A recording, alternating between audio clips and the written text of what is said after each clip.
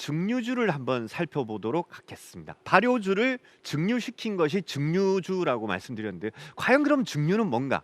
발효주가 어떻게 증류주가 되는지 증류의 원리를 이해하기 아주 좋은 것은 바로 우리 전통 증류기라고 할 수 있는 소주꼬리. 소주꼬리의 이 내부를 보시면요, 증류를 아주 쉽게 이해할 수 있습니다. 증류는 단 한 가지의 물리적인 차이로부터 시작됩니다. 물은 여러분 몇 도씨에서 끓습니까? 바로 100도씨에서 끓죠. 그럼 알코올은 몇 도에서 끓을까요? 네, 알코올은 78도에서 끓습니다. 그러니까 알코올 도수가 한 15% 정도 되는 술이 있다고 했을 때 이 술을 가열한다고 가정해 보겠습니다. 그러면 한 78도에 다다르면 물은 끓지 않는데 이 술 속에 포함된 알코올은 끓겠죠. 그러면 끓는 것은 수증기가 되어서 위로 올라가려는 성질이 있습니다. 그래서 이 술을 끓이면 술 속에 있는 알코올이 먼저 수증기가 되어서 위로 올라갑니다. 증류는 바로 이 원리를 이용해서 탄생한 건데요. 소주꼬리의 그림을 보시면요, 가마솥에는 탁주나 청주 같은 발효주가 들어 있습니다. 그걸 이제 불을 떼 가지고 끓이죠. 가마솥을 딱 끓이면 가마솥이 한 78도쯤 이르면 이 탁주나 청주에 들어있던 알코올 성분이 기체가 되어서 위로 올라갑니다. 근데 한참을 올라가다 보면 위에 이제 뚜껑과 닿게 되는데 이 뚜껑에는 그림에서 보시는 것 같이 차가운 물을 담아둡니다. 그러면 이 뚜껑의 바닥은 온도가 차갑겠죠. 그래서 뜨거운 기체가 올라가다가 차가운 바닥을 만나면 수증기가 바로 액체로 변합니다. 이걸 액화라고 하죠. 그래서 액체로 변하는 술이 왼쪽에 보이는 주둥이로 한 방울씩 똑똑 떨어지는데 알코올 도수가 한 15% 정도 되는 우리 막걸리나 청주 같은 것을 이렇게 끓여서 증류주를 만들면 알코올 도수가 얼마나 되느냐 하면 약 40도에서 50도 정도 나옵니다. 엄청나게 알코올이 늘어나죠.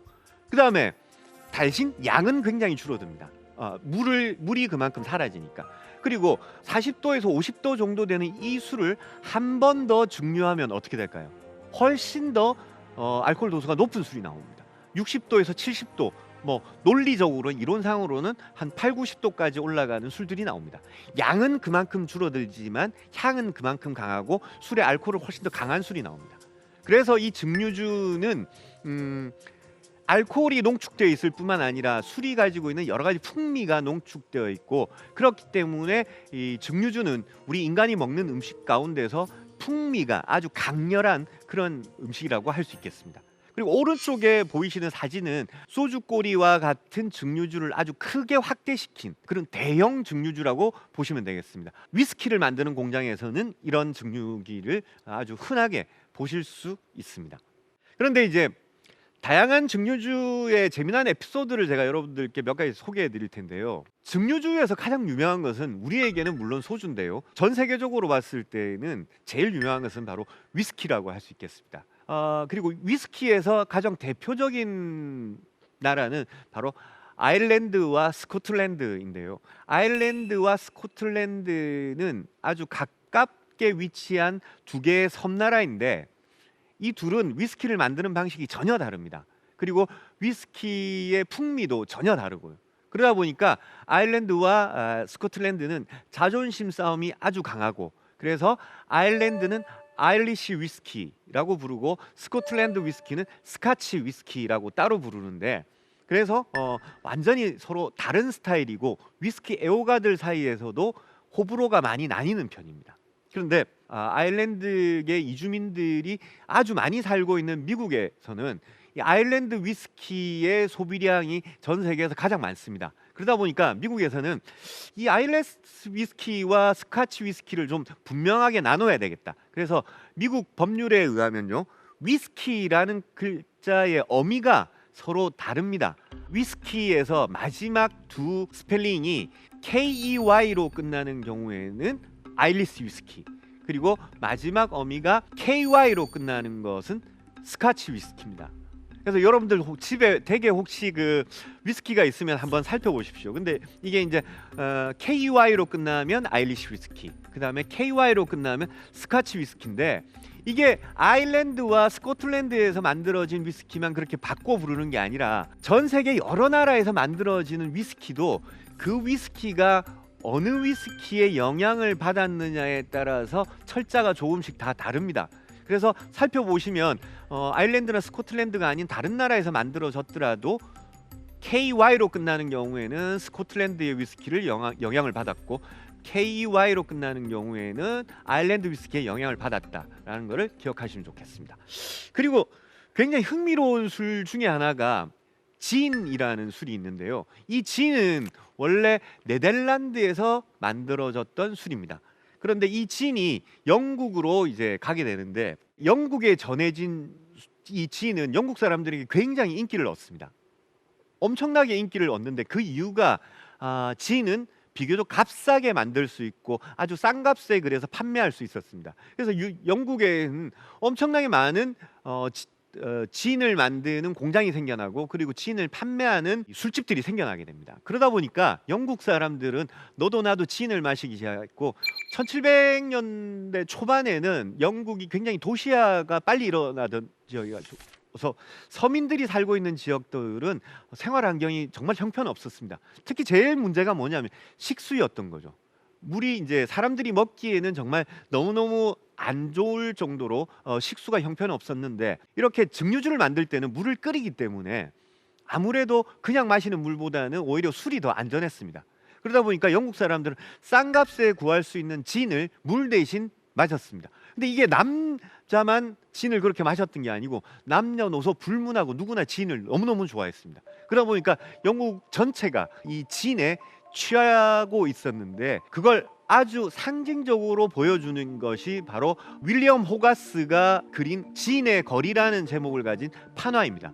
여러분 이 그림을 자세히 보시면요, 그림에 등장하는 모든 사람들이 진을 마시고 취해서 인사불성이 되어 있습니다. 가장 비극적인 것은 가장 가운데 있는 여인, 아이의 어머니로 보이는 여인인데 이 여인도 취해 있는데 이 여인이 취해서 이제 말아서 피는 담배를 만들기 위해서 아이를 그냥 계단에서 떨어뜨리는 그런 장면이 있고 그 여인의 또 오른쪽에는 술에 취해서 거의 뭐 죽어가는 피골이 상접한 이런 남성이 있고 그다음에 그 여인의 왼쪽의 그림은 뭐냐면 진을 사기 위해서 온갖 가재 도구들을 전부 전당포에 맡기는 그런 장면들이 그려져 있습니다. 정말 아수라장이 따로 없는 모습이죠. 그래서 영국 정부는 이걸 이대로 뒀다가는 정말 나라가 큰일 나겠다 싶어가지고 무려 5번에 걸쳐가지고 진을 금지하는 법률을 제정합니다. 하지만 이게 5번이나 법률을 제정했다는 것은 그만큼 사람들이 이것을 잘 안 지켰다는 거죠.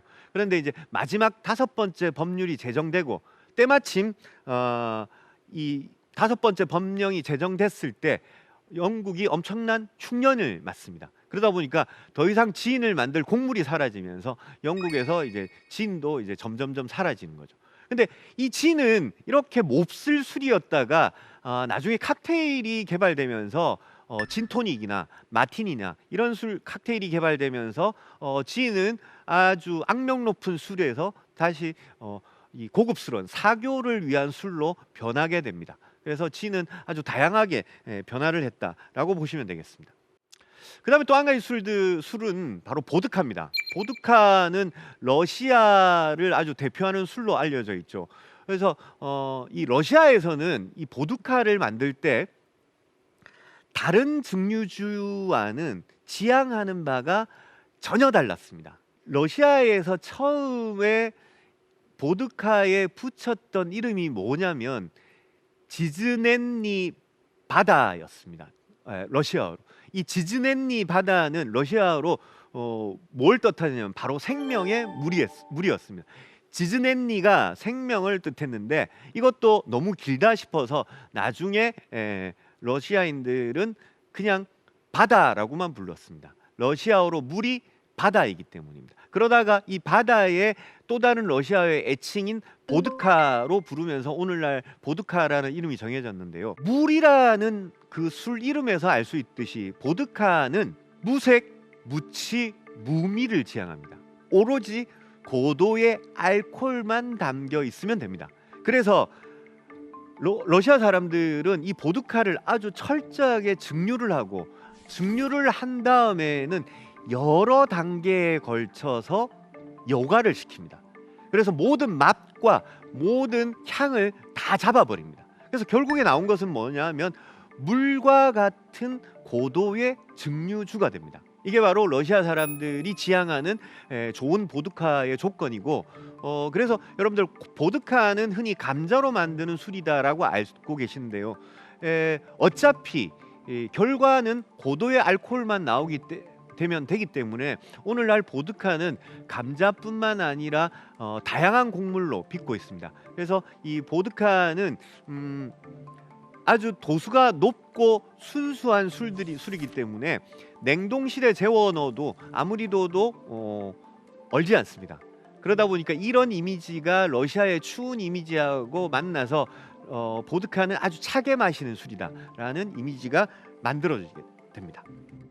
자, 그다음에 이 럼주 하시면 여러분 그 카리브해 그리고 해적선 이런 것도 막 생각나시죠? 근데 이 럼주는 사실은 이제 카리브해에서 만들어진 술이긴 한데 영국 해군하고 아주 그 관련이 깊습니다. 럼주의 재료는 당밀입니다. 당밀은 뭐냐면 사탕수수 즙을 짜서 설탕을 만들고 나면 찌꺼기가 남는데 까만 액체로 찌꺼기가 남는데 이 찌꺼기가 바로 설탕을 정제하고 남은 찌꺼기가 당밀입니다. 근데 설탕을 정제했음에도 불구하고 이 당밀에는 약 50% 정도의 당분이 남아 있습니다. 그러다 보니까 이것을 버리느니 이것으로 술을 한번 만들어 보자. 그래서 이 고당도의 당밀을 증류시킨 다음에 이것을 발효시킨 게 바로 럼주입니다. 럼주는 그래서 이제 그 식민지 시절에 사탕수수를 재배하면서 만들어진 술이고 특히나 이제 그 카리브해 주변에서 아주 많이 만들어졌습니다. 그리고 이 럼주는 영국 해군들에게도 지급된 술이었는데 영국 해군들에게는 뭔가 좀 그 힘을 내고 그리고 추위를 이기고 이런 여러 가지 이유에서 럼주를 지급했습니다. 그래서 이렇게 영국 해군의 럼주를 지급한 역사가 1600년대부터 무려 최근인 1970년대까지 영국 해군에는 매일 하루에 300ml 정도의 럼주가 지급이 됐다고 그럽니다. 그리고 영국 해군들이 특히나 이렇게 럼주를 좋아하는 이유 중에 하나가 영국 하면 우리 한국의 이순신 장군만큼 유명한 게 영국의 넬슨 제독이죠. 넬슨 제독이 트라팔가 해전에서 프랑스와 스페인 연합군을 물리쳤을 때 이 넬슨 제독은 그 전쟁에서 안타깝게 이제 사망을 합니다. 사망을 했는데 이 넬슨 제독을 모셔오려고 하니까 시체가 썩지 않도록 어딘가에는 보관을 해야 되는데 그래서 넬슨을 이 큰 통에 넬슨의 시신을 넣고 그 시신 전체에다 통을 전체에 럼주를 채웠습니다. 시체를 부패하지 않게 하기 위해서 럼주를 채웠는데 고국에 돌아와서 보니까 럼주가 하나도 남아 있지 않았습니다. 이 영국 수병들이 넬슨 제독을 추모하는 의미에서 그게 과연 추모하는 의미였는지는 모르겠지만 전부 마셔버렸습니다. 그래서 이때부터 영국 해군들 사이에서는 럼주를 말하는 또 다른 별칭이 바로 넬슨즈 블러드, 넬슨의 피라는 의미가 있어가지고 영국 사람들은 아직까지도 럼에 대해서 좀 각별한 애정을 가지고 있다고 하겠습니다.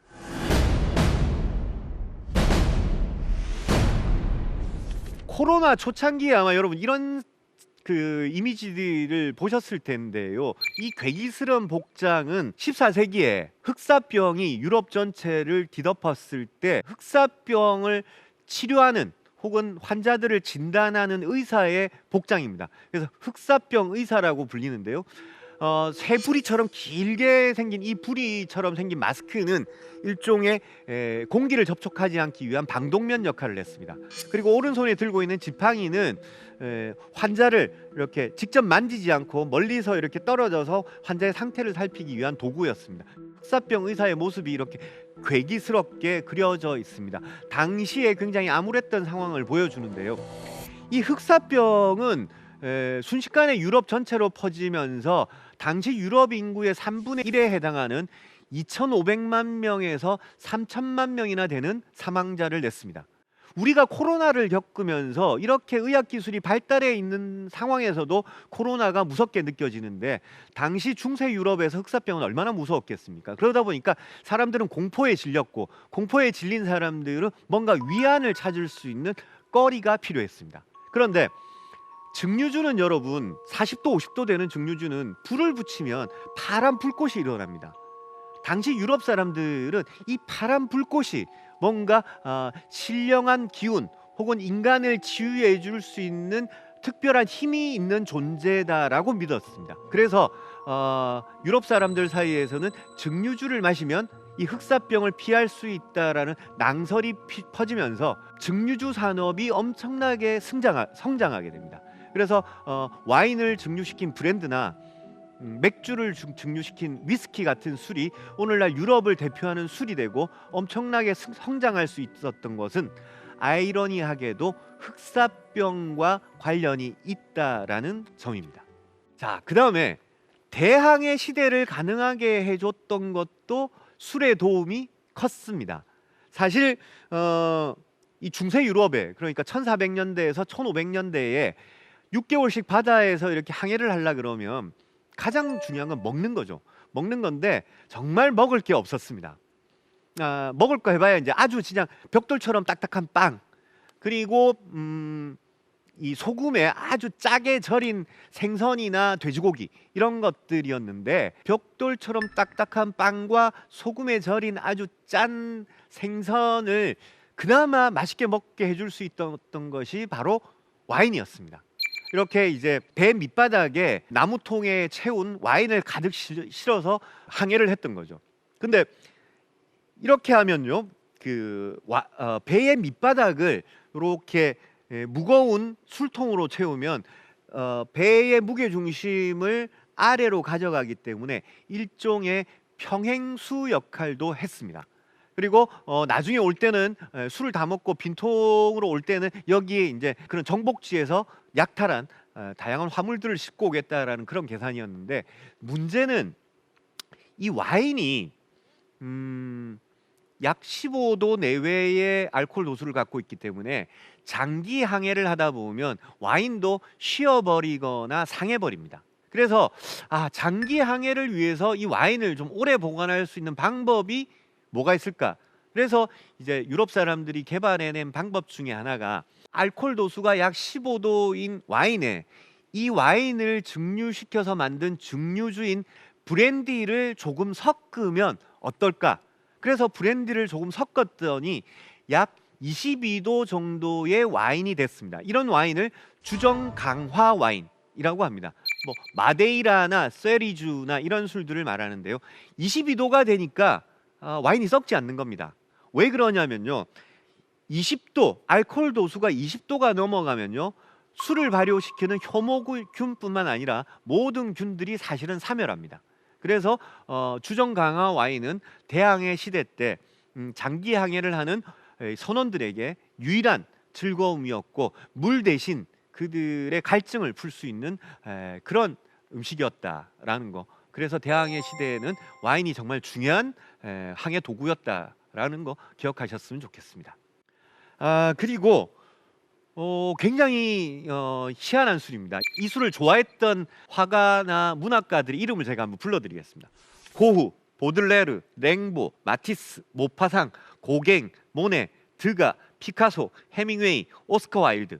당대에 유명했던 모든 화가나 예술가들이 좋아했던 술이 바로 이 녹색의 매혹적인 술입니다. 그런데 이 술의 별명이 녹색의 요정 혹은 녹색의 악마라고 합니다. 이 술이 바로 압생트라는 술인데요. 이 압생트라는 술은 향숙이라는 독특한 재료를 넣어가지고 증류시킨 술인데, 알코올 도수가 무려 70도에 이르렀다고 합니다.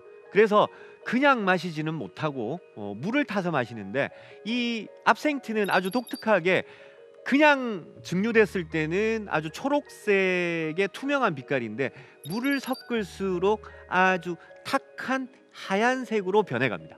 아주 묘한 색인데, 이런 그 여러 가지 특징이 예술가들을 아주 흥분시켰고, 18세기에 살았던 모든 예술가들이 좋아했던 술이 바로 이 압생트입니다. 다양한 문화예술의 원천이 되기도 했고, 오른쪽에 보시는 드가의 카페에 앉아있는 남녀의 모습인데, 이 그림의 제목이 바로 압생트입니다. 그리고 여성의 앞에 놓여 있는 아주 하얀색의 액체가 바로 녹색의 압생트에 물을 탔을 때 변하는 모습을 그림에서 보여주는데요. 남자의 모습도 그렇고 여자의 모습도 그렇고 사실은 눈에 초점도 흐려져 있고 취한 듯한 모습인데, 이게 바로 당시 18세기 유럽의 시대상을, 압생트에 취한 시대상을 보여줬는데, 압생트를 왜 이렇게 예술가들이 좋아했냐면요, 압생트를 마시면 일종의 환각작용이 있었습니다. 그래서 고흐도 그렇고 많은 예술가들이 압생트를 마시면서 일종의 약간 환각 상태에서 작품 활동에 몰입할 수 있었던 거죠. 근데 예술가들은 그랬는데 일반 시민들은 이렇게 독한 압생트를 마시고 정말 상상도 할 수 없는 극악한 범죄를 저질렀습니다. 그래서 프랑스에서는 1919년에 압생트를 제조도 판매도 하지 못하도록 금지시킵니다. 압생트에는 사람의 정신을 흐리게 만드는 마약 성분이 있다라는 이유로 금지시켰는데요. 흥미로운 것은 현대에 와가지고 기술이 발달해가지고 보니까 압생트에는 사실은 그런 성분이 없더라는 겁니다. 그래서 유럽 연합은 1981년 이 압생트의 생산을 다시 허락하기에 이릅니다. 자, 술과 떼놓을 수 없는 또 하나의 역사적인 사실은 바로 금지의 역사입니다. 술은 정말 전 세계 여러 곳에서 오랫동안 금지를 합니다. 술의 금지의 역사 중에 가장 대표적인 게 바로 미국에서 발령됐던 금주법이죠. 미국에서는 이제 이 술 없는 미국을 만들자라는 뜻에서 금주법을 발효하고, 이 금주법을 발효하면서 미국 전역에서 술이 없어졌는데, 근데 금주법을 발효한 미국은 어떻게 됐을까요? 오히려 밀주가 늘어나게 됩니다. 밀주가 늘어나면서 마피아가 거대한 세력을 형성하게 되고, 국가에서는 술을 안 만드니까 술에서 걷는 세금이 없어지고, 세금이 없어지니까 국가의 재정은 열악해지고, 밀주를 단속하기 위해서 오히려 단속할 수 있는 단속 인원을 늘리다 보니까 국가의 비용은 그만큼 늘어나고, 그러니까 미국의 입장에서는 술을 줄이기 위해서 발효한 금주법이 오히려 국민들로 하여금 술을 더 먹게 만들고 국가의 재정은 열악해지는 그런 상황을 갖게 됩니다. 프랭클린 루즈벨트 대통령은 더 이상 금주법은 유지할 수 없다라고 하면서 금주법을 공식적으로 폐지시킵니다. 그래서 금주법은 결국 실패한 법률로 아주 악명이 높은데요. 미국뿐만 아니라 사실은 우리나라에서도 굉장히 금주법의 역사는 깁니다. 삼국사기에 따르면 이미 백제 시대부터 먹을 수 있는 곡물을 자꾸 술을 만드니까 술을 못 만들게 해야 된다는 금주령을 내립니다. 조선 시대에도 아주 여러 차례 금주령을 내리지만, 이렇게 금주령을 여러 차례 내린 이유가 뭘까요? 바로 음식을 만들어야 될 곡물을 술로 너무 많이 만들어 먹다 보니까 심각한 식량 부족 사태를 가져옵니다. 그래서 술을 만들지 못하도록 동서고금을 막론하고 금주법이 계속 이어지게 됩니다. 지배당하지 않을 때 술은 언제나 인간의 든든한 벗이었다. 술의 역사를 정리하면서 제가 가장 놀라웠던 점은 술을 향한 인간의 집념이었습니다. 인간은 어떤 상황에서든 무엇으로든 그리고 어떻게든 술을 만들었고 술을 즐겼습니다. 인간은 술을 통해 위안을 얻고 행복을 느끼고 다양한 문화를 창조했습니다. 다만 이 모든 긍정적인 측면은 인간이 술을 지배할 때만 가능했습니다. 술에 지배당할 때 술은 인간에게 가장 무서운 적으로 돌변할 수 있습니다. 술을 즐기시되 절대 술에 지배당하지 마시길 당부드립니다. 지금까지 대한민국 최고의 강연 최강1교시 박상현이었습니다. 감사합니다.